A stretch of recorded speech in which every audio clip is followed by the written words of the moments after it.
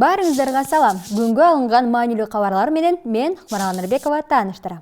Кызык, кечээ Раим Матраимов байкебизди АКШ санкциялык тизмеге киргизди деп маалымат берди келе, бүгүнкү күнүбүз дагы ошол маалымат менен башталууда. Эми Матраимовдун жубайы Улкан Тургунованы АКШнын мамлекеттик департаменти Магнитскийдин тизмесине киргизиптир. Бул тууралуу Кошмо Штаттардын мамлекеттик катчысы Майк Помпео 10 декабрда Твиттердеги баракчасына жазган. Помпео дүйнө жүзүндө адам укуктарынын бузулушун токтотуу үчүн жоопкерчиликти АКШ мамлекети күчөтөөрүн, АКШ коррупцияга каршы турарын белгилеп, бүгүн мен мурдагы кыргыз аткаминери Райымбек Матраимов менен анын жубайын коррупциялык тандем түзгөн үчүн Магнитскийдин тизмесине киргиздим деген билдирүүнү калтырган. Эскерте кетсек, 9 декабрда АКШнын финансы министрлиги Райымбек Матраимовго санкция киргизген. Айтор дүйнө жүзүндөгү бардык кыймыл-аракеттер АКШга барып такалгандай. Эт кымбаттаса дагы, сүт кымбаттаса дагы АКШ долларынын көтөрүлүшүнө такайбыз. Ал эми бензин менен жана башка күйүүчү майдын кымбатташы эмнеден улам?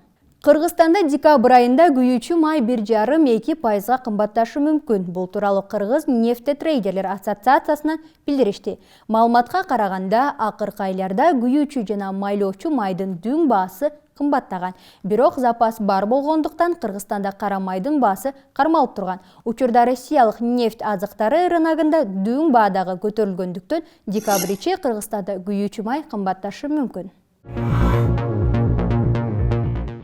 Митинг, кайра дагы митинг. Эми кезек кен казуу компаниясынын жамаатына жетти. Алар дагы митингге чыгышты.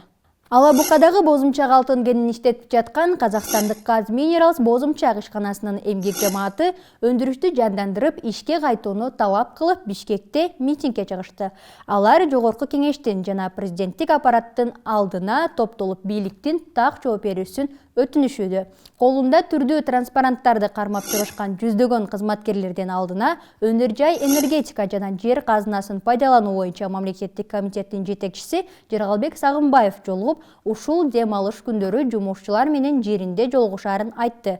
Ал аталган ишкана быйыл жыл аягына чейин ишин кайрадан улантарын убада кылды. Мунун баары шайлоону шайтан оюндарынан улам болгону жашыруун эмес. Шайлоо дурус өткөрүлгөндө революция дагы болбойт эле, мынтип митингдер дагы болмок эмес. Ошол шайлоонун шарапаты бүгүнкү күнгө чейин териштирилип келет.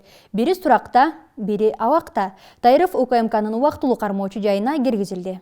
Бакир Таиров парламенттик шайлоо алдында партияны каржылоо керек деген шылтоо менен мамлекеттик кызматкерди ири суммадагы акча бердиртүүгө мажбур кылганы айтылат.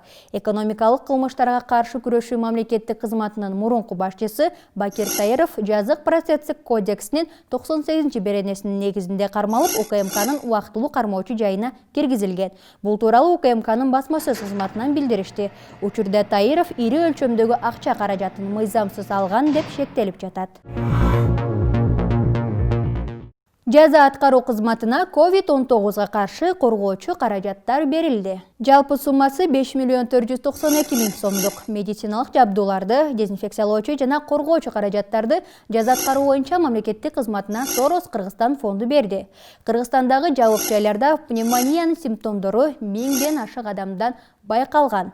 Алар жүргүзгөн иликтөөдө 47 колонияда 1000ге жакын адам пневмония менен кайрылганы жана 6 адам каза болуп, 22 адам ПЦРдин тестин тапшырган. Бул тууралуу октябрь айында пандемиянын алдын алуу боюнча Улуттук борбор, Акыйкатчы институту жана Бир дүйнө Кыргызстан уюму чогуу жүргүзгөн иликтөөсүндө айтылган. Оор жаңылыктарды айта бербей, эми кызыктуу жаңылыктарга дагы токтололу. Штанга көтөргөн өспүрүм кыз. Канадалык 7 жаштагы Рори Ван Офт 30 килограмм салмактагы штанганы көтөрдү. Бул тууралуу Daily Mail маалымат булагына таянып Россия спорт жазды. Оттава шаарында жашаган темир билек кыз мектепте окуп, гимнастика жана оор атлетика менен машыгат. Ал жакында эле АКШда 30 килограммдык салмактагылар арасында мелдешке катышып, жеңип алган.